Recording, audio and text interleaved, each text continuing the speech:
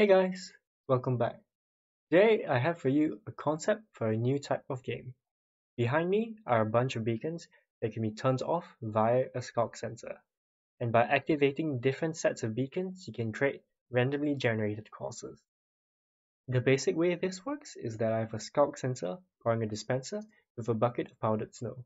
Whenever the sculk sensor receives a signal, it's either going to place or take the snow back into the dispenser, and I can detect a change in light level with a daylight sensor. In this case, I'm using an observer pouring a lamp.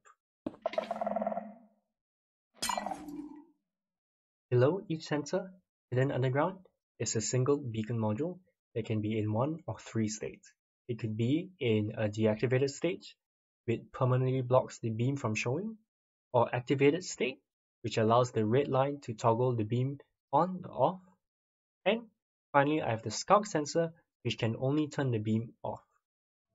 To detect that, I have two daylight sensors, so that I can detect whether a powdered snow block is blocking this daylight sensor regardless of day or night, which then sends a signal into this piston, which pushes this redstone block into the way of the beam, blocking the beam from showing. So now I'm going to place an item there, which blocks the beam from showing, blocking the beam, turning this module from on to off. It can then be detected through this green line over here. To turn the module back on, I have this observer node block here. To send one redstone tick pulse through, which this comparator will ignore, while this repeater does not, and updates this piston, pushing the redstone block out of the way, allowing the new beam to show again. However, if I were to send a two redstone tick pulse, it will allow this comparator to turn on, which then pushes the redstone block out of the way, blocking the beam from showing.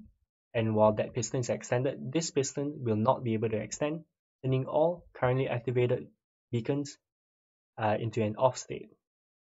Finally, I have the blue line down here, which feeds into the randomizer, into this redstone torch, into this dropper, and into this hopper.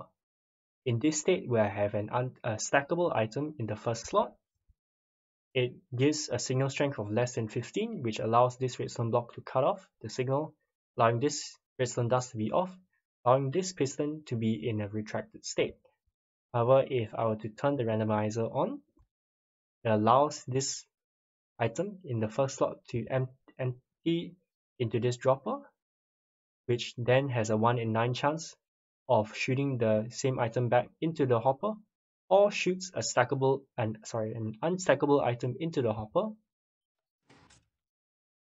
So now that I have 5 unstackable items in the hopper, it gives a signal strength of 15, which then ignores this redstone block, which powers this piston permanently on, which pushes this redstone block into the way of the beacon, and also pushes it away from the green line, permanently disabling the module.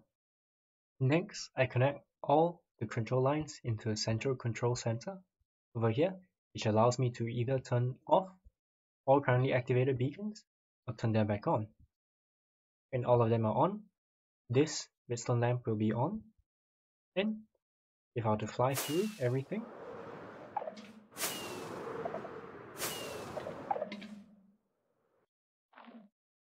it will finally turn this lamp off. And if I want to rerun the same course, I just turn everything back on. However, if I'm done with this course and want to try something new, I click the randomizer and I turn everything back on, which gives me a new course. And let's say I've flown through, but I was too lazy to complete everything. I don't really want a bunch of beams shooting up into the sky. I can turn everything back off. Alright guys, that's it for today. I really wish I was able to upload more frequently, as I have quite a few interesting projects to show you guys. However, I have a lot of uni work to do recently. But anyway, if you've enjoyed this video, please leave a like, comment, and subscribe. Hit the bell icon to be notified, and last but not least, stay zen. Bye!